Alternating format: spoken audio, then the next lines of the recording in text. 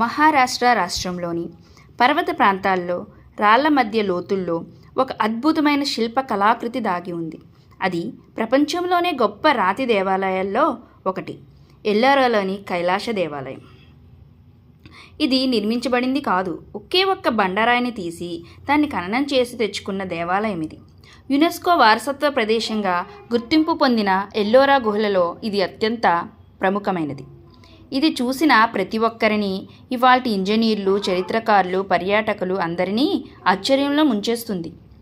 ఈ దేవాలయం శివునికి అంకితం చేయబడింది. ఇది ఆయన పరమ నివాసంగా భావించే కైలాస పర్వతాన్ని ప్రతిబింబిస్తుంది.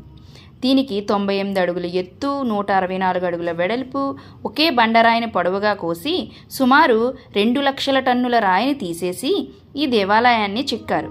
ఇది ఎంత అందంగా ఆశ్చర్యకరం అంటే, ఇక్కడ ఏ యంత్రాలు లేకుండా కేవలం చేతి పరికరాలతోనే ఇంత అద్భుతాన్ని సృష్టించారు. ఈ దేవాలయాన్ని 8వ శతాబ్దంలో రాష్ట్రకూట రాజైన ప్రథమ కృష్ణుడు నిర్మాణం ప్రారంభించాడు. దీనిని పైనుండి కిందికి చెక్కే విధానంతో నిర్మించారు.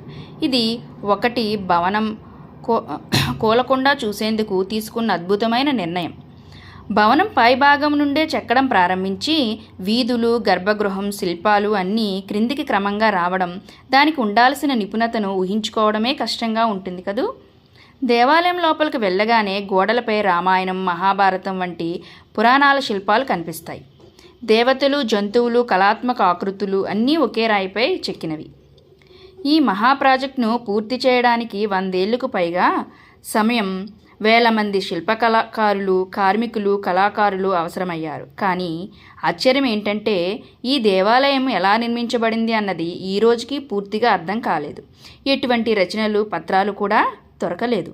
కైలాస దేవాలయం కేవలం రాతిలో చెక్కిన గుహే కాదు, అది మన శ్రద్ధకి, నమ్మకానికి, భారతీయ కళకి నిలువెత్తు నిదర్శనం.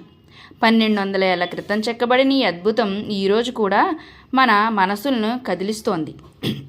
ఇలాంటి అద్భుతమైన చారిత్రాత్మక ప్రదేశాలు, కథలు మీకు నచ్చితే దయచేసి లైక్ చేయండి, సబ్స్క్రైబ్ చేయండి. ఇంకా ఎన్నో రహస్యాలు మీకోసం రాబోతున్నాయి.